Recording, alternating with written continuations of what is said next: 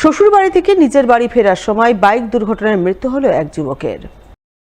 বৃহস্পতিবার সকাল 10টা নাগাদ ঘটনাটি ঘটেছে মালদার চাঁচল থানার ডাহুকা এলাকায়। জানা গেছে দুর্ঘটনায় মৃত যুবকের নাম আশরাফুল, বয়স 29 বছর, বাড়ি চাঁচল থানার কান্ডারন এলাকায়। এদিন তিনি শ্বশুরবাড়ি থেকে বাইক চালিয়ে নিজের বাড়ি ফিরছিলেন, কিন্তু চাঁচলের ডাহুকা এলাকায় তার বাইকের সঙ্গে অপর একটি বাইকের মুখোমুখি সংঘর্ষ হয়। সেই ঘটনায় তিনি গুরুতর আহত হন। স্থানীয়রা তাকে আশঙ্কাজনক অবস্থায় উদ্ধার করে চাঁচল সুপার স্পেশালিটি হাসপাতালে নিয়ে যান, কিন্তু চিকিৎসক মৃত বলে ঘোষণা করেন। পাড়ানগরের ডাউকা পাড়ানগরের মাঝখানে অ্যাক্সিডেন্ট, বুঝতে পারলা কি না? 1-150 লোক জমা হয়েছিল। আমি বেকার আসছিলাম, আসার পরে আমি দেখলাম যে সবাই নিয়ে বসে আছে, কিন্তু কেউ অলিসদার নাই। ওখান থেকে আবার টোটোতে করে গোবিন্দপাড়া নিয়ে গেলাম। গোবিন্দপাড়া থেকে আবার ডাক্তার দেখলো, দেখে নিয়ে আবার ইঞ্জেকশন ওষুধ দিল, দিয়ে বলছে কি চাঁচল নিয়ে যাও, ট্রান্সফার করো। যেটা শুনলাম আমি যে বাইকের সঙ্গে ধাক্কা লেগেছিল, বাইকওয়ালাও ভেঙে গেছে, কেউ দেখতে পায়নি। তারপরে শুনলাম যে ভুটভুটিওয়ালা ওর বুকের ওপর দিয়ে চাক্কা গেছে, এটা শুনেছি। এখন মারা গেছে। হ্যাঁ, স্ত্রী আছে, 2টো বাচ্চা আছে। আমরা চাইছি যে ধরা যাক, যেটা হয় একটা করা যাক, পুরো শাস্তি হবে। ফের ভিন রাজ্যে মৃত্যু হলো মালদার এক পরিযায়ী শ্রমিকের। ঘটনায় শোকের ছায়া নেমে এলো মালদা রতুয়া 2 নম্বর ব্লকের আড়াইডাঙ্গা অঞ্চলের হরিপুর এলাকায়। জানা গেছে মৃত শ্রমিকের নাম কৃষ্ণ চৌধুরী। তিনি মাসখানেক আগে উড়িষ্যায় শ্রমিকের কাজ করতে যান, কিন্তু গত কয়েকদিন ধরে তার কোনো খোঁজ খবর মিলছিল না।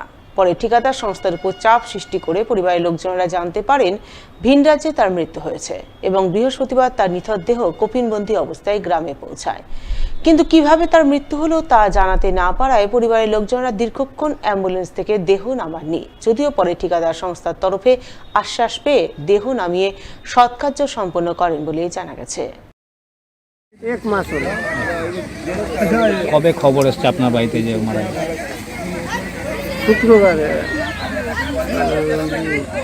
শুক্রবারে খবর এসছে।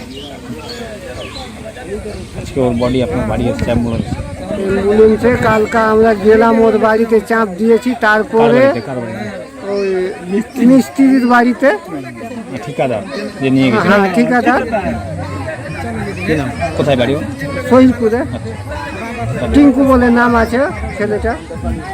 তারপরে ওর বাড়িতে চাপ দিলাম যে একটা শ্রমিক তোর বাড়ি গেছে, আর 3 থেকে 4 দিন হয়ে গেছে, হারিয়ে গেছে, কোনো খবর পাওয়া যাচ্ছে না।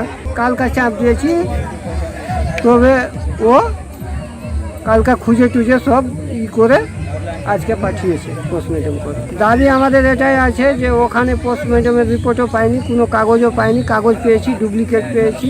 অরিজিনালটা কি হলো না হলো ওটা জানার জন্য। তারপরে কোম্পানিতে যে কোনো শ্রমিক কাজ করলে ওর ন্যায্য যেটা পাওনা পরিশ্রমের ও যাতে পাই, এই জন্যই আমরা আটকে রেখেছি। ভয়াবহ ট্রেন দুর্ঘটনায় কার্যত মৃত্যুর মুখ থেকে বেঁচে ফিরে এলেন পুরাতন মালদার বছর 35-এর এক যুবক। তিনি সুস্থ শরীরে বেঁচে বাড়ি ফিরলেও এখনো দুর্ঘটনার ভয়ানক স্মৃতি তাড়া করে বেড়াচ্ছে তাকে। সাক্ষাৎ মৃত্যুর মুখ থেকে ফিরে আসা পুরাতন মালদার ওই যুবকের নাম প্রফুল্ল রাজবংশী, বাড়ি মহিষবাথানি অঞ্চলের সিঙ্গাপাড়া গ্রামে।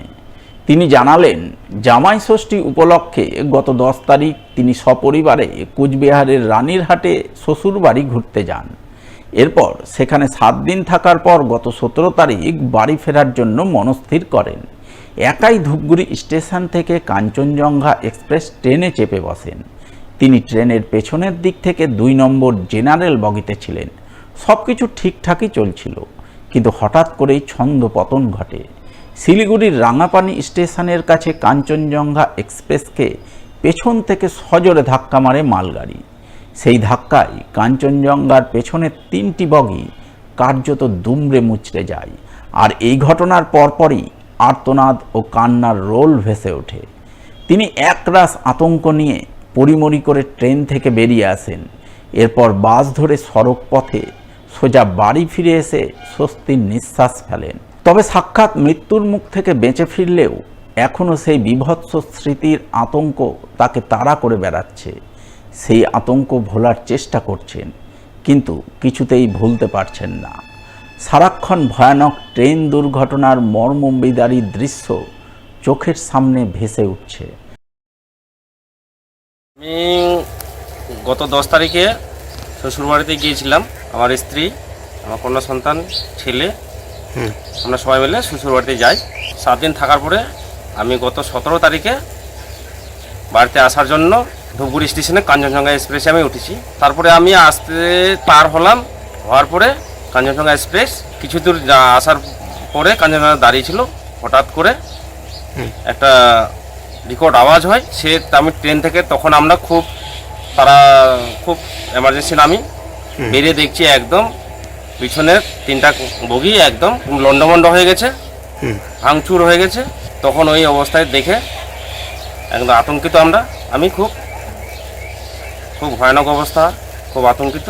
আমি যেই বগিতে দ্বিতীয় বগি জেনারেল বগিতে ছিলাম, লাস্ট বাথরুমে ছিলাম সেই মুহূর্তে। বাথরুম থেকে আমি বেরিয়ে একদম কোনো রকম করে, ওখানকার পরিস্থিতি তো খারাপ।